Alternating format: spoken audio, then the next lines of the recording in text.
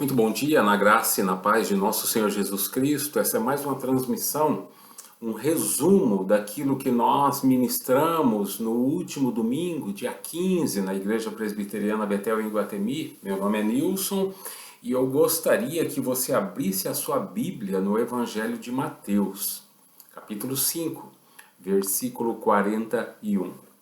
Amém? E eu gostaria que você permanecesse com a sua Bíblia aberta.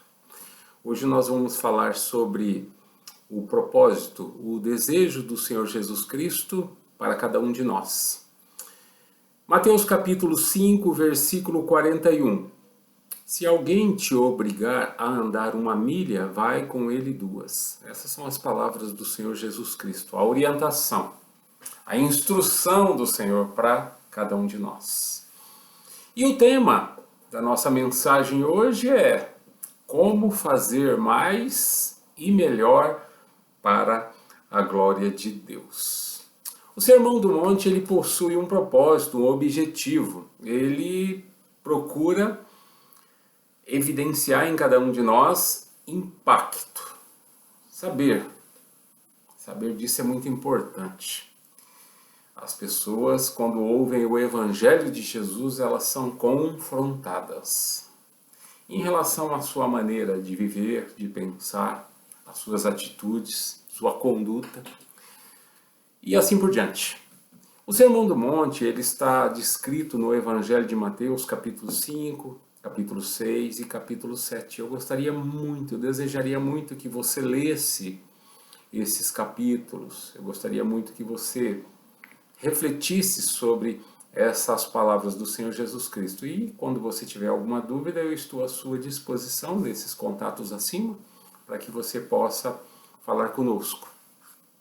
É desafiante.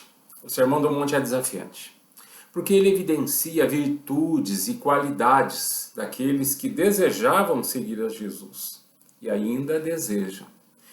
Então o Sermão do Monte ele é muito atual, pois o caráter pedagógico, ou seja, a proposta de ensino do Senhor Jesus Cristo impõe um perfil, um padrão, uma filosofia de vida e proporciona a felicidade na vida daquele que se propõe a andar com o Senhor, em função do ouvir e do praticar os ensinos de Jesus. Porque a felicidade não é um lugar onde se chega, mas sim como se chega, com quem se caminha.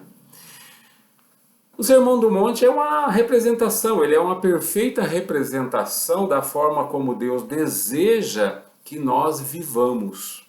Ou seja, uma representação do reino de Deus em nossas vidas. O teólogo e pastor Dr.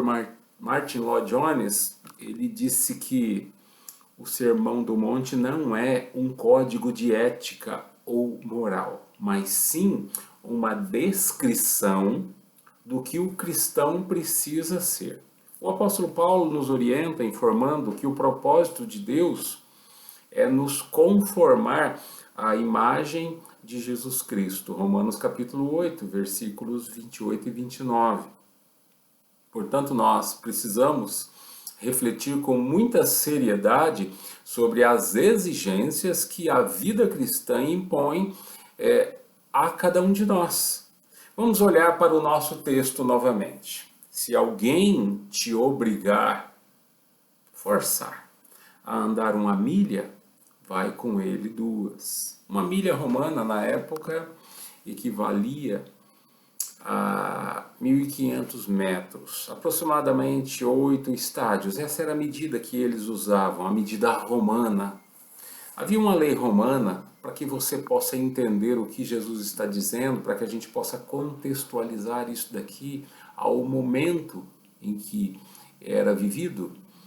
Havia uma lei romana que permitia aos soldados recrutarem, obrigar, forçar um homem a determinado serviço.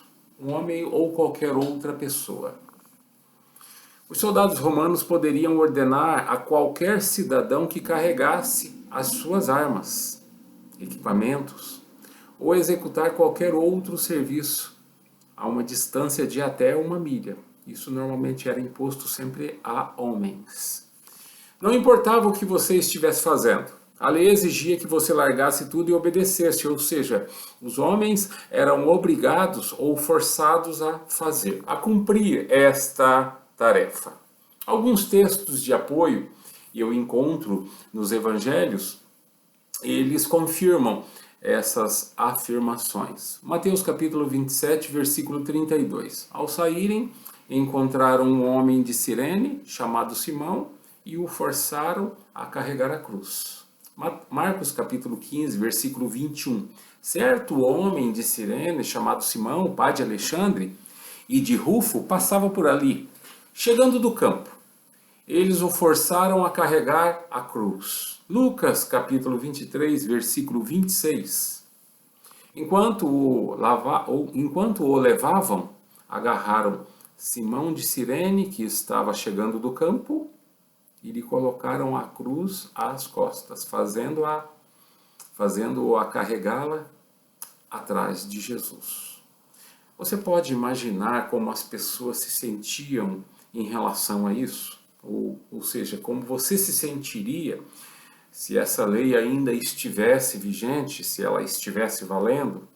Se já era duro ir uma milha e isso não empolgava muito ninguém, imagine duas, misericórdia. E é justamente isso que o Senhor Jesus Cristo está dizendo aqui. Está nos orientando, está nos instruindo.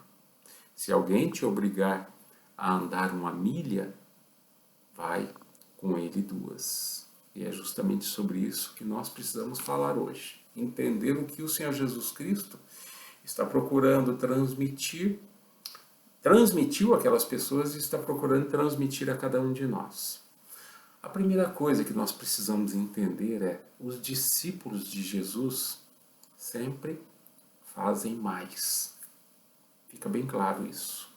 Quando Jesus falou sobre ir uma milha extra, ele estava informando que os cristãos precisam fazer a diferença, os cristãos precisam fazer algo mais, os cristãos precisam superar a média, precisam ser de fato sal da terra e luz do mundo. Que coisa interessante essas palavras de Jesus. É uma questão de obediência ao Mestre. Jesus mandou que nós fizéssemos assim. Fomos chamados para fazer a diferença, e isto significa fazer mais do que se pede. Isto qualificaria e qualifica os discípulos de Jesus, caracterizaria virtudes e qualidades as quais seriam necessárias na vida dos quais aqueles que hoje ainda, assim como eu e você, desejam seguir a Jesus. Lembra-se das palavras de Jesus lá em Lucas capítulo 9, versículo 23? Olha como faz sentido. Se alguém quiser acompanhar-me, negue-se a si mesmo, tome diariamente a sua cruz e siga-me. Jesus chama aqui a responsabilidade dos seus discípulos para as mudanças na forma como devem viver. Os valores aos quais eles precisam observar agora passam a ser os valores do reino. E isso é muito importante, saber.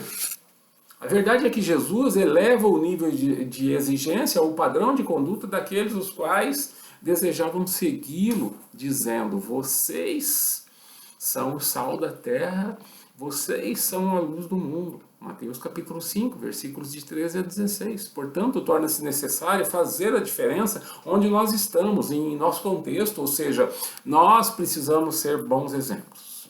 O Sermão do Monte é um sermão desafiante. Essas palavras de Jesus, elas impactaram muitas pessoas, porque a palavra de Jesus, ela transforma muitas pessoas, mas também transtorna a muitos. Foi justamente quando muitas pessoas, muitos discípulos disseram: duro é esse discurso, essa palavra, quem pode ouvi-la? Jesus olha para os seus ouvintes, olha para os seus discípulos, Jesus olha para os seus pensamentos, para o seu íntimo. Jesus sabe todas as coisas. Jesus é assim, ele tudo vê, ele tudo sabe. Jesus, ele sabe muito sobre mim, Jesus, ele sabe muito sobre você também.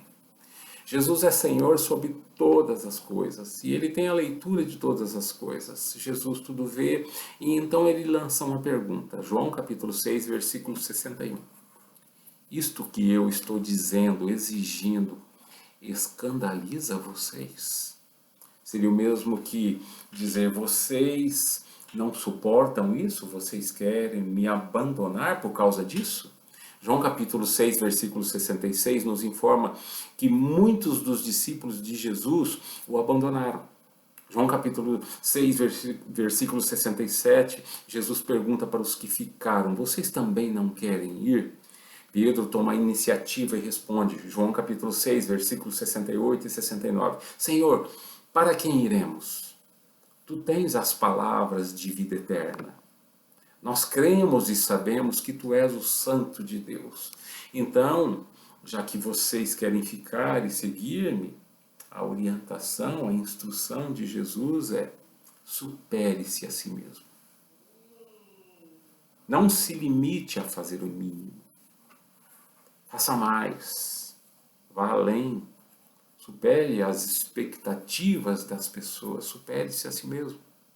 Mas além de fazer mais, os discípulos de Jesus sempre fazem melhor. Veja o texto. Se alguém te obrigar a andar 1 milha, vai com ele 2. Jesus ele nos orienta a fazer o que estamos fazendo mais e melhor voluntariamente. Ele nos prepara a irmos além daquilo que nos é exigido. Fazer mais, mas também fazer melhor. Fazer melhor significa ir além das expectativas das pessoas. Lembra-se de Salomão, Eclesiastes, capítulo 9, versículo 10. O que as suas mãos tiverem que fazer, que o façam com toda a sua força. Olha só que instrução, que orientação. Paulo reproduz essa orientação, o apóstolo Paulo, à igreja de Colossos, dizendo, e isso é muito importante, nós precisamos aplicar essa orientação às nossas vidas. Colossenses capítulo 3, versículo 23. Tudo o que fizerem, façam de todo o coração, como para o Senhor e não para homens. Versículo 24. Sabendo que receberão do Senhor a recompensa da herança. É a Cristo, o Senhor, que vocês estão servindo. Nós, igreja, principalmente, precisamos ter convicção, certeza a quem nós servimos. Fazer melhor, fazer de coração, dar o máximo de si, fazer para Deus, fazer para a glória de Deus. Mas também é muito importante nós tomarmos muito cuidado com a motivação na realização. Não haja simplesmente esperando um elogio ou esperando ser promovido. Se vier o elogio, glória a Deus. Se vier promoção, glória a Deus. A questão que envolve a correta motivação na realização de algo não é o que fazemos, mas sim como nós estamos fazendo o que fazemos.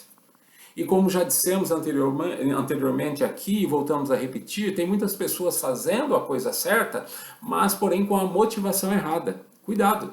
Cuidado, isso pode querer aflorar uma glória própria de cada um de nós. E isso nós chamamos de narcisismo. É uma filosofia humanista,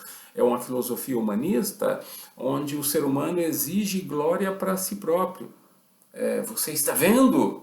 Fui eu que fiz. É mais ou menos assim. Então o narcisista, ele deseja a todo e qualquer custo ser visto, ser comentado, ser bajulado. Diga algo que me alegra. E no Facebook você precisa comentar, você precisa curtir, senão eu fico doente. O alerta aqui é: o espírito narcisista é fã de selfie. E ele deseja muito colocar isso, aflorar isso nas redes sociais. Alguém já disse uma certa frase, isso é muito pesado. Assim caminha a rede social, como uma grande vitrine de nossos narcisismos, onde o ego está permanentemente exposto. E a alma, quem sabe, à venda. Mas a Bíblia ela nos ensina totalmente o oposto. E o salmista aqui, inspirado pelo Espírito Santo de Deus, no Salmo 115, versículo 1, assim afirma: não a nós, Senhor, nenhuma glória para nós, mas sim ao teu nome, por teu amor e por tua fidelidade. Não a nós, Senhor. nenhuma glória para nós, mas sim ao teu nome. O apóstolo Paulo entendeu essa mensagem por ocasião da sua conversão e deixou registrado 1 Coríntios capítulo 10, versículo 31. Muito conhecido esse texto. Assim, quer vocês comam, quer bebam ou façam qualquer outra coisa, façam tudo para a glória de Deus. Em resumo, o texto nos aconselha, tudo que você fizer na vida, faça para a glória de Deus. PGD, para a glória de Deus. Decore isso. Quando fazemos as coisas, ou fazemos tudo para a glória de Deus, e que isso seja, né, uma cultura a ser adquirida, um hábito, a gente faz mais, a gente faz melhor. Tudo sai muito bem feito, porque é feito de coração, com muito amor, e consequentemente o mundo sempre se surpreende com pessoas que vivem e agem assim. Pessoas que vivem de fato o Evangelho. O questionamento em suas mentes, as mentes que veem essas coisas, passa a ser: mas o que é que faz com que uma pessoa haja desta forma?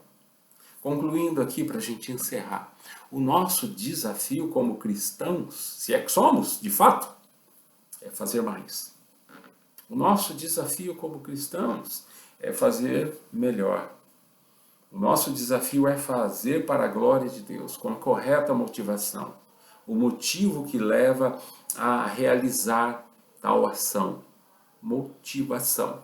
Precisa ser para a glória de Deus. Se o Evangelho nos confronta, o mesmo Evangelho também exige resposta. Ou é sim ou é não.